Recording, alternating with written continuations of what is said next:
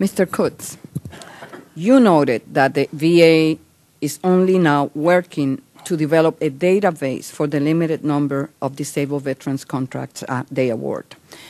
Is it going to include whether or not the business is small? I believe it would. I don't know for sure. It's in the early stages of the process, but it should if it's going to be. And again, it only relates to veterans contracting at this point. It would not relate to someone doing business with the Department of Defense. But for veteran, I'm assuming that the process goes beyond simply is it a service-disabled vet. Okay. Given the fact that the VA contributed 6 out of the 10 cases that you investigated, shouldn't we be considering other alternatives to address this problem? Well, certainly you should be concerned. As I mentioned, our case study number 2 went through their validation process. It got a green light, and it was the one that passed through the business to the firm in Denmark. And so that is a firm that has issues. And how it got through the process, I don't know. But that's something that does raise questions about how effective their process is. Okay. I want to, Ms. Mill, I'm going to read some quotes, comments that were included as part of your response to GAO regarding the accountability and authority issue, because you said that from now on you will be responsible if there is fraud committed or making sure that those who claim to be disabled veterans company are in fact disabled veterans small companies. In your response to GAO on this investigation, you said, it is ultimately up to the federal agencies' contracting officers who have primary accountability for ensuring only bona fide disabled veterans contracting firms perform these contracts. You go on to say SBA's responsibility lies in the formal bid protest process. And finally, the SBA is only authorized to perform eligibility reviews in protest situations. So in SBA's views, the contract officer then becomes responsible for halting contract disbursement and taking further action against the firm. Does that accurately reflect SBA's position, Mr. Cole? SBA's position, I think in answer to the question was, who is responsible for making sure that 3% of all government contracts go to these service-disabled veterans? That's our responsibility. And we have a series of procedures that you just described that create, a pathway, some of which we have direct authority on, others of which we are just working across all agencies to make sure that we do better training, that we make it explicitly clear that if somebody violates this, that they should no longer be in the program.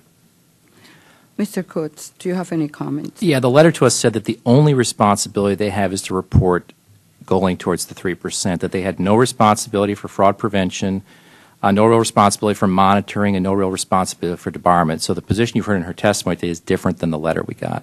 So where are you today?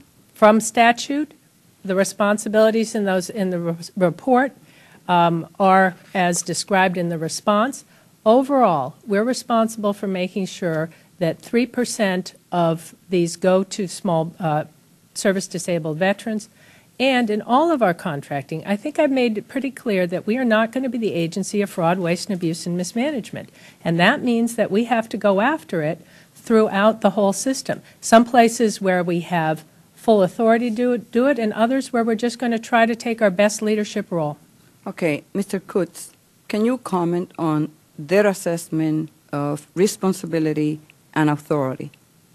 Well, our attorney's view was that they have the authority, but they have not exercised that authority. They've chosen not to exercise the authority looking backward. You've heard a different story of looking forward, I see.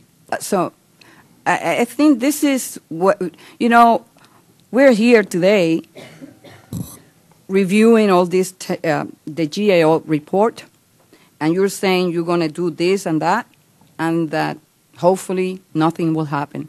But when there is a situation where the agency is saying that you don't have the authority, and then it is the responsibility of the contracting officer of the agency that award the contract, and then the contracting officer is saying, well, that is not my responsibility. My responsibility is to make sure that we get the best bang for the buck, and to procure the good, get the best price, and that they meet their time frame. So why do you claim that you don't have the authority? Well, I think what Mr. Coote said is that in the past, the agency has said that they don't have the authority and that they don't want to undertake this. I think we have said, and I think Mr. Coote just mentioned this, that we, looking forward, believe that this cannot be a process that is imbued with fraud, waste, and abuse. We cannot be effective in helping small businesses, I think has been pointed out here, unless we take this on full face. And we are doing that. So I'm a little bit confused based on the response and the letter that you sent to GAO. Aren't you? In terms of what? Well, yeah, like I said, there's been two stories, but that's the importance of having congressional oversight hearings. Well, Yeah, I just want to make sure that SBA admits and conduct their business with, in light of the authority that they have.